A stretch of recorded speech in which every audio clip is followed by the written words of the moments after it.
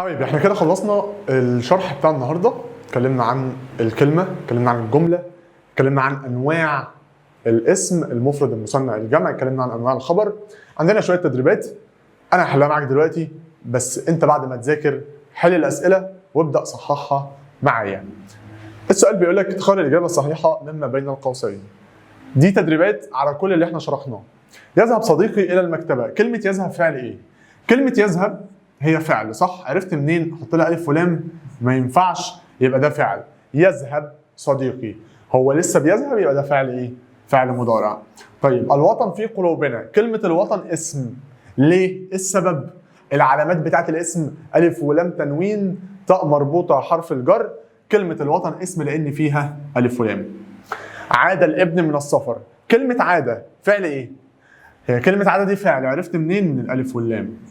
ماشي، عادة خلاص، يبقى فعل ايه؟ فعل ماضي. قرأت كتابا، كلمة كتابا اسم ليه؟ هتبص كده ده في تنوين، والتنوين من علامات الاسم، يبقى علشان فيها تنوين. يتعاون العلماء لخدمة الوطن، كلمة يتعاون فعل ايه؟ كلمة يتعاون هو لسه بيتعاون دلوقتي اهو في الحاضر، يبقى فعل مضارع. رأيت جبالا شاهقة، كلمة شاهقة اسم ليه؟ هتقول لي علامات الاسم ألف ولام تاء مربوطة تنوين حرف الجر، ده فيها التاء مربوطة، يبقى علشان التاء المربوطة. لعب الأولاد الكرة، كلمة لعب فعل إيه؟ هم لعبوا خلاص وخلصوا، يبقى فعل ماضي. سجل الأهلي 5 أهداف في الزمالك كالعادة يعني. كلمة الزمالك اسم ليه؟ لأن فيها ألف ولام. كلمة الزمالك اسم ليه؟ عشان فيها ألف ولام، مفيش مشكلة. الأم لها حق علينا، كلمة الأم اسم ليه؟ هبص كده لكلمة الأم دي فيها ألف ولام، يبقى علشان الألف واللام. يدافع الجندي عن وطنه، كلمة يدافع فعل إيه؟ يدافع هو لسه بيدافع، يبقى فعل مضارع. طيب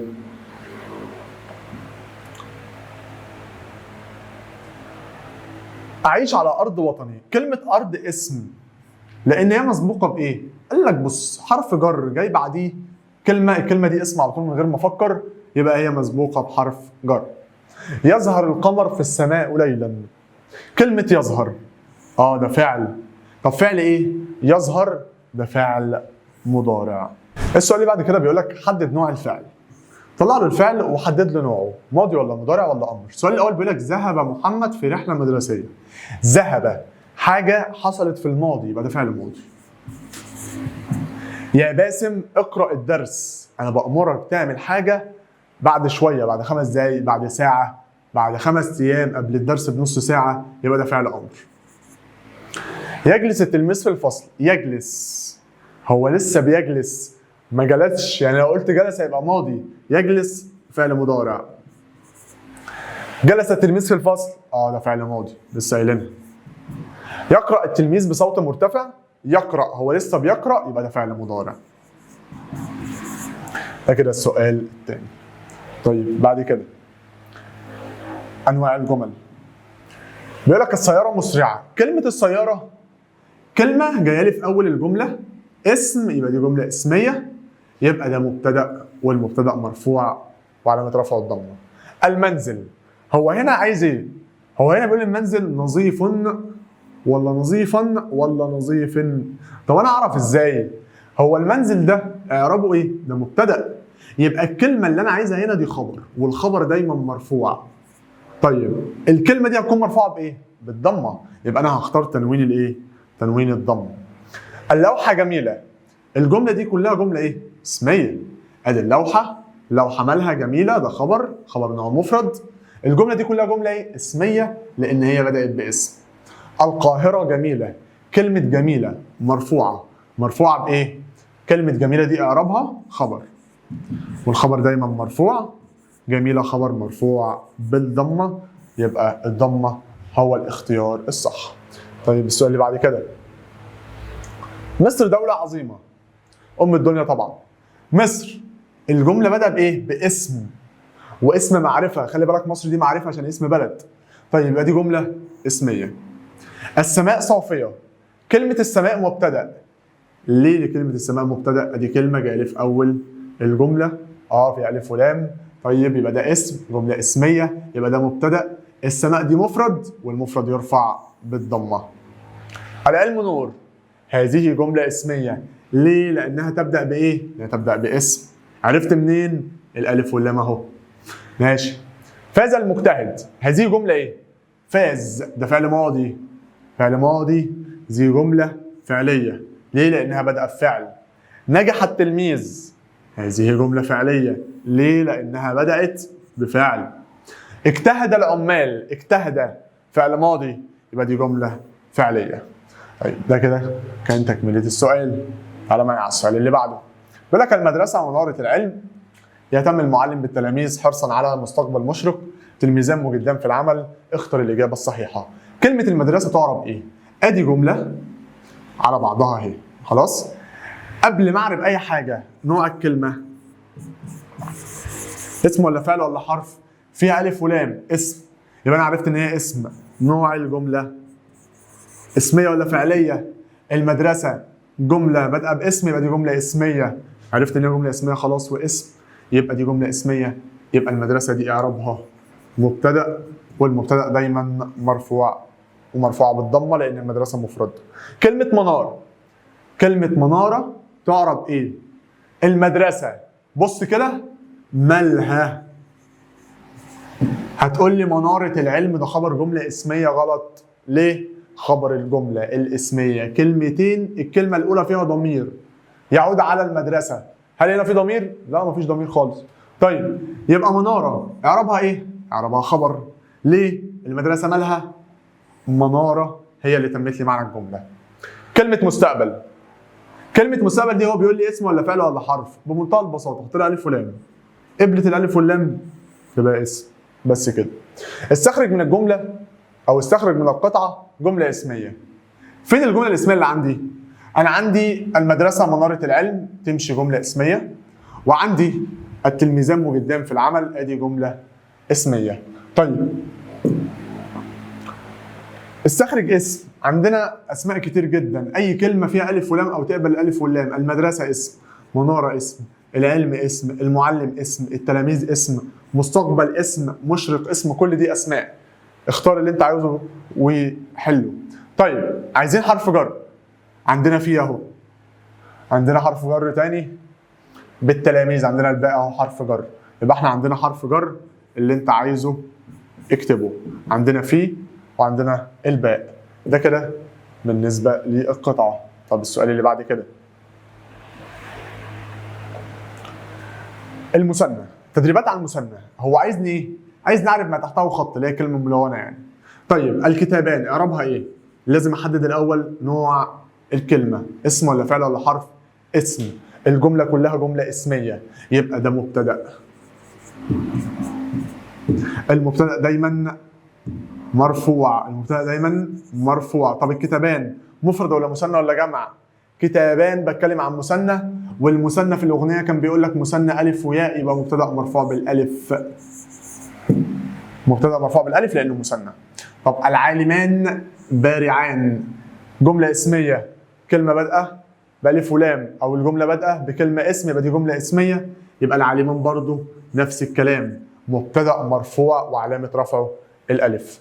زرع التلميذان شجره جمله ايه؟ جمله فعليه. ليه؟ لانها بادئه بفعل. طيب التلميذان اسم ولا فعل ولا حرف؟ اسم.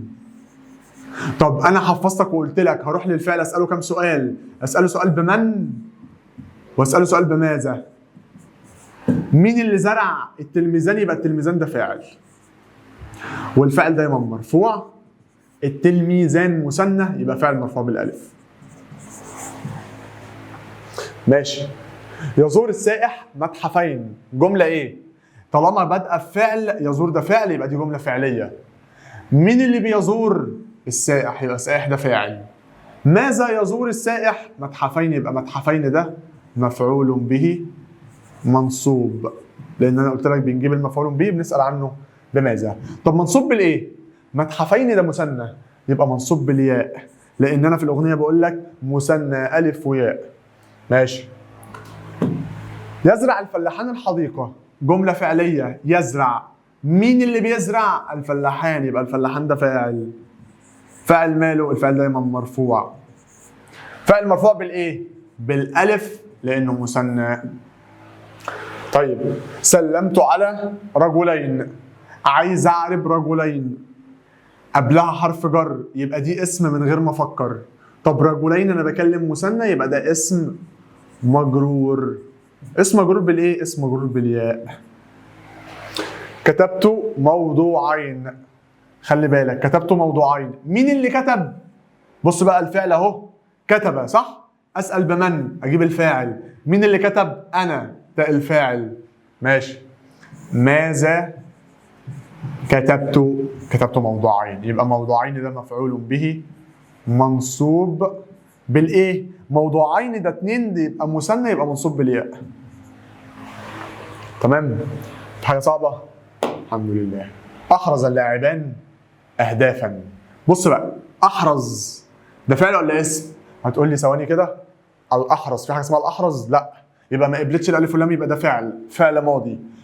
هساله سؤالين، سؤال بمن علشان اجيب الفاعل، وسؤال بماذا علشان اجيب المفعول. مين اللي احرز اللاعبان؟ يبقى اللاعبان ده فاعل، والفاعل دايما مرفوع. طب اللاعبان مثنى، خلي بالك لازم تعرف مفرد ولا مثنى ولا جمع، يبقى مرفوع بالالف لانه مثنى. اكل الولد تفاحتين، اكل ده فعل يبقى جمله فعليه. اسال مين اللي اكل الولد؟ يبقى الولد ده فاعل.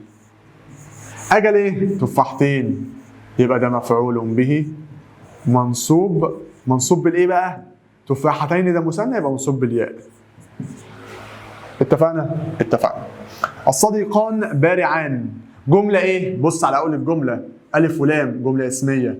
جمله اسميه يعني مبتدا وخبر. فين المبتدا اللي جاي لي في اول الجمله؟ طب فين الخبر؟ اسال عنه بماله. الصديقان مالهم؟ بارعان، يبقى بارعان ده هو الخبر. خبر دايما مرفوع. بارعان ده مثنى يبقى مرفوع بالالف. بس كده، ده كان تدريب على المثنى. يلا بينا نكمل التدريبات بتاعتنا. عندنا تدريبات على انواع الجموع. بيقول لك تنمو النباتات في الحديقه. كلمه النباتات بيقول لك هو جمع ايه؟ بص على اخرها الف وتاء، يبقى ده جمع مؤنث سالم. بس مش اي الف وتاء، ها؟ لو قلت لك ابيات او اصوات دي مش جمع مؤنث سالم. الازهار عاطف. كلمه الازهار جمع ايه؟ اخرها الف ونون؟ لا. ياء ونون؟ لا. واو ونون؟ لا برضه. الف وتاء؟ لا. طالما مش اخرها اي حاجه من الكلام ده يبقى ده جمع تكسير. عدلها جمع تكسير. الفلاحون منتجون. كلمه الفلاحون جمع ايه؟ الفلاحون اخرها واو ونون يبقى جمع مذكر سالم. نضجت الثمرات. كلمه الثمرات هي جمع مؤنث سالم. ليه؟ منتهيه بألف وتاء. الأهرامات من المواقع الأثرية المهمة. كلمة الأهرامات جمع إيه؟ بص برضو على آخرها ألف وتاء يبقى جمع مؤنث سالم. يذاكر التلاميذ دروسهم بجد. كلمة التلاميذ نوعها إيه؟ كلمة التلاميذ هنا بيقول لك هي مفرد ولا مثنى ولا جمع؟ يبذل المهندسون مجهودا كبيرا. كلمة المهندسون هي جمع إيه؟ بص على آخرها المهندسون واو ونون يبقى جمع مذكر سالم. الفلاحون ايه في عملهم؟ بص بقى هو عايز ايه؟ هو جايب لي جمله اسميه والنقط دي هو عايز كلمه، الكلمه دي اعرابها ايه؟ اعرابها هيكون خبر. خلاص كده؟ ده اللي هيتم لي معنى الجمله. طيب انا هقول الفلاحون ايه؟ بارعان؟ لا، انا عايز خبر والخبر دايما مرفوع. وانا عايز كلمه جمع مذكر سالم يبقى مرفوعه بالواو، يبقى هقول الفلاحون بارعون. البحار كثيره في مصر. كلمة البحار جمع ايه؟ طالما الكلمة قدامك ما فيهاش أي علامة ولا ألف وتاء ولا واو ونون ولا ياء ونون يبقى على طول جمع تكسير. ده كده بالنسبة لي الاختار. تعالى بقى معايا على اعرب. اعرب ما تحته خط. المصريون ماهرون. جملة اسمية. كلمة ماهرون اسم ولا فعل ولا حرف؟ اسم. عرفت منين احط لها ألف ولام؟ الماهرون قبلت يبقى دي اسم. طالما جملة اسمية يبقى المصريون ده مبتدأ. طب المصريون مالهم؟ ماهرون، يبقى ماهرون ده خبر والخبر دايما مرفوع يبقى خبر مرفوع بالواو. ليه بالواو؟ لانه جمع مذكر سالم. طيب السائحون منبهرون جمله اسميه جايه في اول الجمله هي كلمه اسم، الكلمه دي جمع مذكر يبقى ده مبتدا، المبتدا دايما مرفوع يبقى مرفوع بالايه؟ مرفوع بالواو. كرم المعلمون التلاميذ، عايز اعراب المعلمون. كرم الجمله دي جمله ايه؟ جمله فعليه. كرم ده فعل ماضي. اسال الفعل كام سؤال؟ 2. مين اللي كرم الاول؟ هيقول لي المعلمون، يبقى المعلمون ده فاعل. فاعل ماله؟ فاعل مرفوع.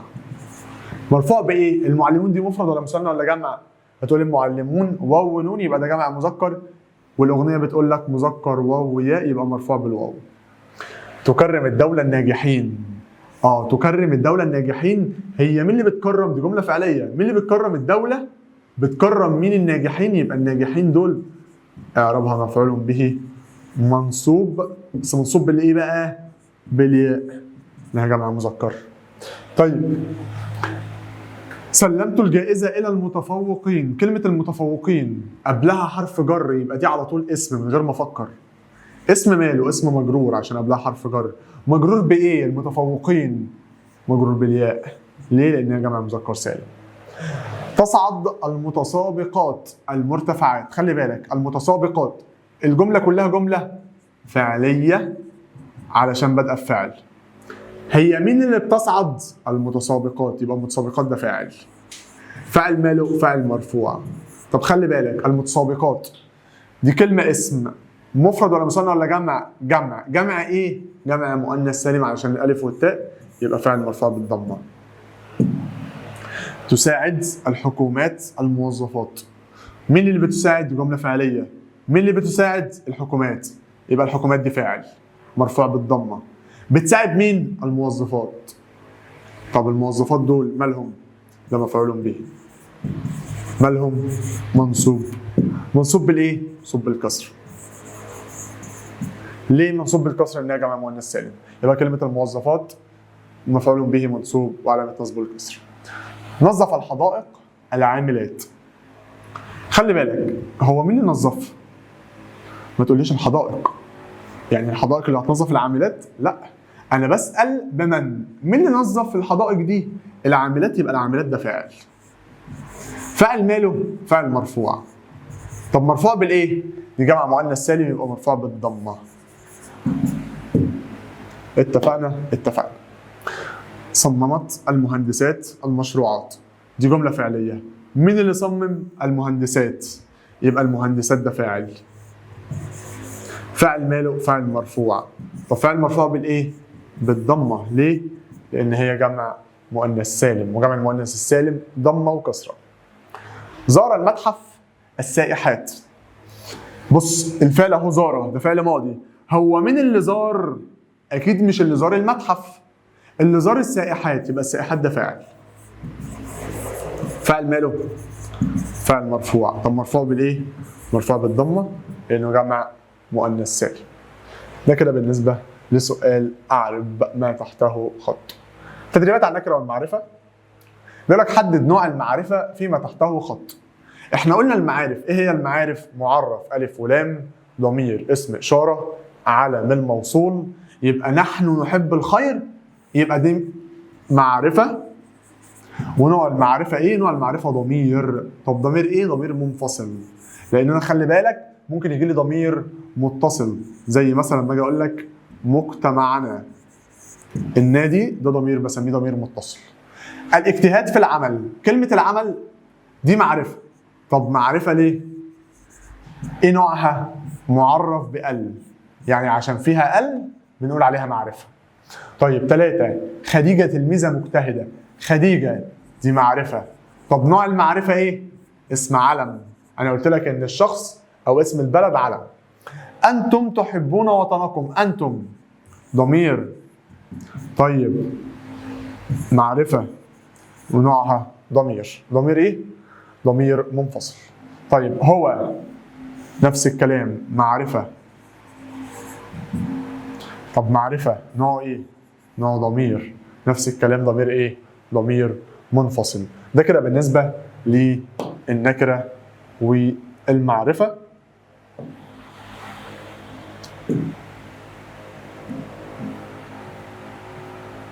اخر حاجه عندنا وهي على انواع الخبر اللي احنا اتكلمنا فيه اخر حاجه. بيقول لك ضع خطا تحت الخبر واذكر نوعه. بمنتهى البساطه المهندسون بارعون جمله ايه؟ جمله اسميه بادئه باسم اهي. فين الخبر بتاعي؟ بارعون. عرفت منين؟ اسال بماله او مالهم المهندسون مالهم؟ بارعون. يبقى بارعون ده خبر. طب نوعه ايه؟ بارعون ده كلمه واحده صح؟ بس جمع، يبقى ده خبر نوع مفرد، لان احنا قلنا الخبر المفرد هو كلمه واحده تكون مفرد او مثنى او جمع. الكتابان مفيدان جمله اسميه مبتدا وخبر. كلمه مفيدان ده خبر. طب خبر نوعه ايه؟ اجابتي كلمه واحده يبقى خبر نوعه مفرد. بتقولي ده مفيدان ده مثنى، الخبر المفرد بيكون كلمه مفرد او مثنى او جمع. الجنود اقوياء برضو نفس الكلام، ادي الخبر. طيب نوعه ايه؟ نوعه مفرد برضو. ليه مفرد؟ لان كلمه واحده والكلمه دي جمع. التلميذات مهذبات. كلمه مهذبات هي الخبر، دي جمله اسميه مبتدا وخبر، يبقى كلمه مهذبات دي خبر وخبر نوع مفرد. ماشي. العمال مجتهدون. فين المبتدا وفين الخبر؟ العمال مالهم؟ مجتهدون، يبقى مجتهدون خبر والخبر نوعه مفرد. يبقى الخبر المفرد كلمه واحده بتكون مفرد عادي خلاص، زي مثلا بقول لك الكتاب مفيد او الطالب مهذب، يا اما بتكون مثلا مثنى او جمع ايا كان نوع الجمع ايه. طيب ده كده بالنسبه لي المفرد. تعالى معايا على الجمله. بيقول لك ايه؟ القمر نوره ساطع. فين المبتدا؟ القمر. اسال بماله؟ القمر ماله؟ نوره ساطع. يبقى نوره ساطع على بعضها ده بسميه خبر جمله اسميه. ليه؟ خبر الجمله الاسميه كلمتين، الكلمه الاولى فيها ضمير يعود على المبتدا. اتفقنا؟ اتفقنا. طب الطائر شكله جميل. فين الخبر؟ الطائر ماله؟ الطائر ماله؟ شكله جميل. خبر الجملة الاسمية كلمتين، الكلمة الأولى فيها ضمير يعود على المبتدأ، يبقى ده خبر جملة اسمية.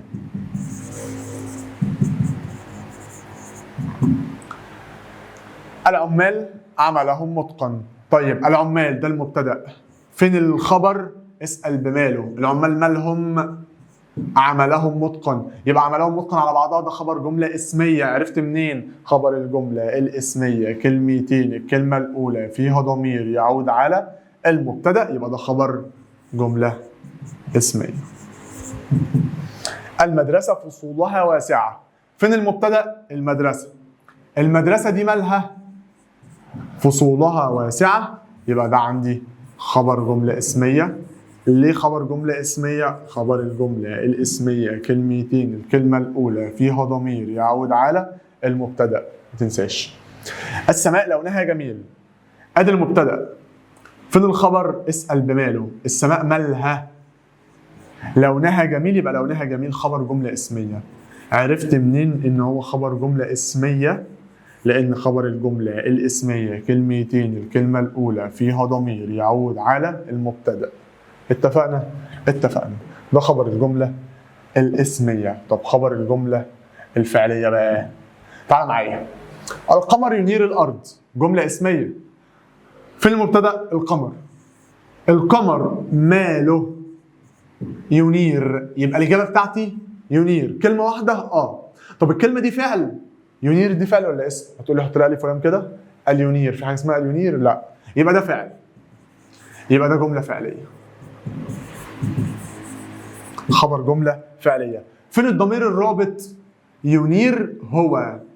ما ينفعش تروح تقول لي القمر هو اللي بينير هو الفاعل، لا. الفاعل ضمير مستتر تقديره هو زي ما اتفقنا. المعلم يشرح الدرس. المعلم ده المبتدأ. فين الخبر؟ المعلم ماله؟ الإجابة بتاعتي يشرح. يبقى يشرح ده فعل، يبقى ده خبر جملة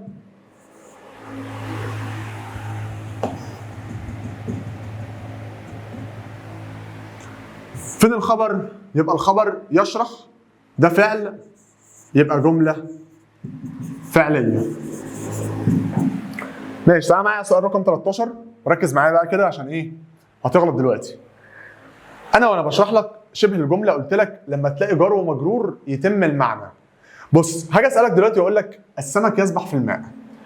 العيل اللي بيبصمج النحو زي ما قلت لك غير اللي فاهم، ها؟